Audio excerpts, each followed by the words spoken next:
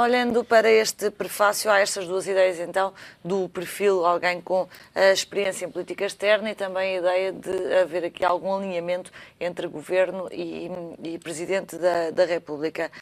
Cavaco Silva estava só a deixar uma ideia ou estava, de facto, a indicar quem é que queria para o lugar? E deve fazê-lo. Antes de mais, boa tarde aos dois. Para dizer, bom, Cavaco Silva não tem que se pronunciar, seja de que forma for, sobre aquilo que há de ser o futuro titular do cargo que ele já há demasiado tempo ocupa. E, portanto, não é nada que ele já não tenha feito no passado, convém recordar.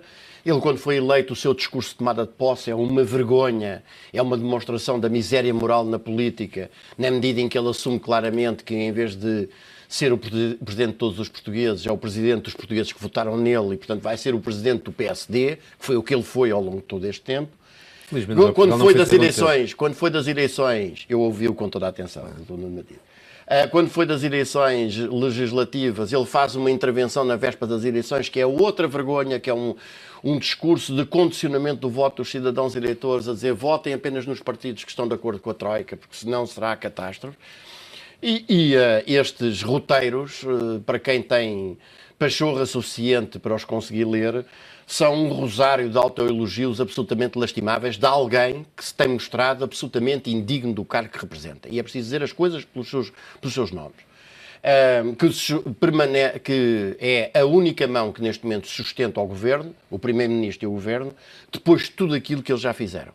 E que abandonou completamente, nunca a teve, mas abandonou completamente, a tarefa principal de um Presidente da República, que é a defesa da Constituição, que ele jura defender. Bom, dito isto, importaria aqui também sublinhar que aquilo que se exige para um Presidente da República é ser um cidadão maior, um cidadão português maior de 35 anos, que seja democrata e patriota e que assuma como principal missão defender a Constituição. Não é preciso ser doutorado, não é preciso ter cursos superiores, não é preciso ser um especializado da política para desempenhar corretamente esse cargo. Esta concepção de que a política é para os doutores, a política é apenas para aqueles que têm já a experiência acumulada, como este senhor tem, da experiência governamental, que a gente não se esquece também, e que deu cabo do país quando foi Primeiro-Ministro, isso é uma ideia profundamente errada. Um cargo político pode e deve ser desempenhado por qualquer cidadão que, no que diz respeito às questões essenciais, elas são praticamente o caminho para um lado ou o caminho para o outro. Depois as questões técnicas, isso é para os técnicos. Deixe-me só perguntar, para a decisão política é esta. Deixe-me só introduzir aqui mais uma questão. A determinada altura, o foco e as prioridades que o Presidente da República deve ter, segundo o atual Presidente da República, é a tal experiência em política externa e na defesa do país. Não é um papel algo esvaziado para um Presidente da República, que é aqui assumido pelo Presidente da República? As eleições presidenciais têm-se caracterizado por um elevado grau de abstenção e isso resulta de os sucessivos titulares do órgão, e verdade seja dita, desde já de anteriores titulares, desde o Dr. Jorge Sampaio, do Dr. Mário Soares, terem tido da noção do Presidente da República uma noção pouco mais do que o corta-fitas ou o sustentáculo do governo. Quando, de facto, no nosso quadro jurídico-constitucional, o Presidente da República é, antes de mais, o garante do respeito pela Constituição. E, portanto, essa atitude de que, por exemplo, se um governo ganha eleições apresentando-se com um programa ao eleitorado e fazendo toda a espécie de promessas e saca o voto dos cidadãos eleitores com base nessas promessas e chegando lá, no própria noite das eleições, já está a fazer o contrário, que o Presidente da República não o pode pôr imediatamente na rua, demitir esse governo e convocar novas eleições, exatamente porque está aqui uma fraude que põe em causa o regular funcionamento das instituições democráticas, que é uma coisa que o Presidente da República deve preservar, e a ideia de que o Presidente da República não pode fazer isto, que isto é uma bomba atómica, mais vale um governo completamente traidor das suas promessas continuar a governar do que tomar uma atitude sanitariamente democrática como esta, contribuiu evidentemente para um esvaziamento da ideia que as pessoas têm do cargo. Agora, o cargo de Presidente da República é um cargo importante se de facto quem lá está for um democrata e um patriota, o que não é o caso. É preciso dizer que este homem tem viabilizado, para além de que já não está manifestamente em condições de exercer o cargo, como já demonstrou em várias ocasiões, e por isso eu tenho defendido que um dos problemas que a nossa Constituição tem é não ter lá previsto diretamente o mecanismo do impeachment. Quando se mostra à evidência que o titular do cargo não está em condições de o exercer, pode ser por razões de doença ou de doença política. Mas não está, porque, de facto, a sua única preocupação é manter em funções um governo que conduziu o país ao estado de completa miséria em que nós nos encontramos hoje. E que não tem uma palavra. A posição que ele assume, por exemplo, relativamente a esta última descoberta das contribuições em falta do Primeiro-Ministro e das explicações sucessivamente mentirosas, que não só os amigos dele do governo, a começar pelo Ministro da Segurança Social, como ele próprio vai reproduzindo e vai-se espetando cada vez mais. E aquilo o que é que o Presidente da República faz neste caso? Vem dizer calem-se, porque isto já cheira à política, isto já cheira a campanha pré-eleitoral e o Presidente da República não se deve meter numa coisa destas. Não se deve meter numa coisa dessas em que se verifica que um Primeiro-Ministro não é um problema do incumprimento, é da mentira sucessiva e das explicações sucessivamente mentirosas que vai um Primeiro-Ministro que mente ao país.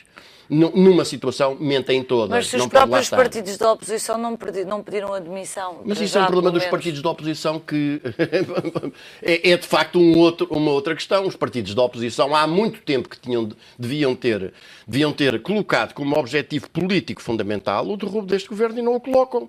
E, portanto, evidentemente reduzem a luta política à luta parlamentar, onde os partidos da atual maioria, que já não tem nada a ver com a maioria existente na sociedade, mas da atual maioria formal no Parlamento, naturalmente conseguem fazer passar todas as medidas e todas as leis e, portanto, trancam completamente aquilo que hoje é um anseio popular, que é ver Cavaco Silva, Passos Coelho e o seu governo pelas costas.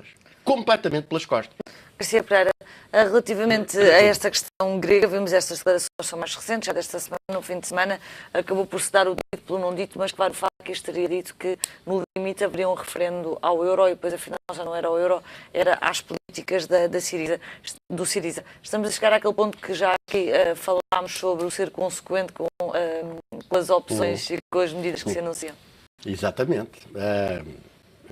Tive a oportunidade, no programa anterior, de ter referido que aquilo que estava a assistir era a traição grega, que era simultaneamente a tragédia grega.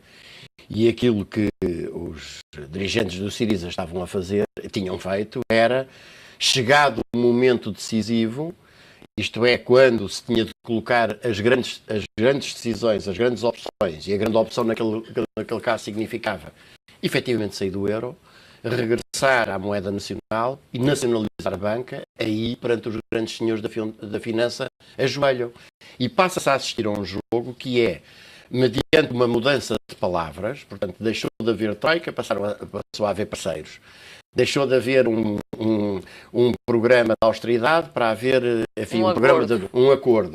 Mas a verdade é esta, os dirigentes do Syriza ajoelharam completamente perante as exigências da grande finança europeia, que aliás passou a tratá-los, agora isto são tricas de pormenor, porque passaram a tratá-los de uma forma até, digamos, toda a gente passou a dizer bem do Syriza, ao nível do Eurogrupo e da União Europeia, exatamente por causa daquela razão que referiu há bocado. É porque estas traições não passam em claro e, portanto, neste momento a grande preocupação do Eurogrupo é fazer com que o Syriza não seja pura e simplesmente deitado pela janela para o próprio povo grego, que é o que vai acontecer. Que é o que vai acontecer inevitavelmente, não tenho nenhuma dúvida. Vamos lá ver.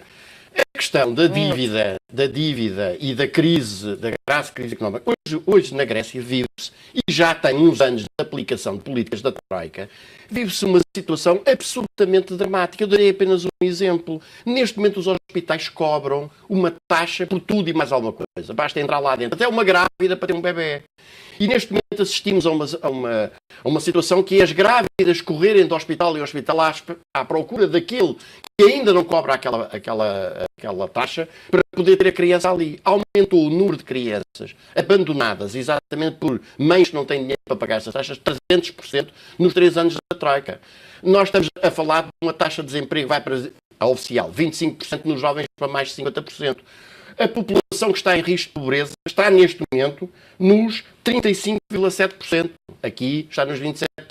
Portanto, é uma situação completamente exclusiva e que não tem saída no quadro do euro. Porque o euro significa exatamente a amputação da liberdade de decisão e do país, e mais do que isso, o acorrentar de um país com uma economia fraca a uma moeda demasiado forte, como já teve aqui a oportunidade de referir, e portanto, enquanto se mantiver essa relação, o resultado vai ser o agravamento cada vez maior do endividamento e do empobrecimento do país. Portanto, não há quadratura do círculo. Não há quadratura do círculo. E, portanto, a ilusão que foi gerada de que era possível encontrar uma solução alternativa, não combatendo, digamos, as políticas de austeridade, mas não saindo do euro, está à vista que, como tenho sempre defendido, não é possível combater. Exatamente, não é possível combater a austeridade sem efetivamente sair do euro.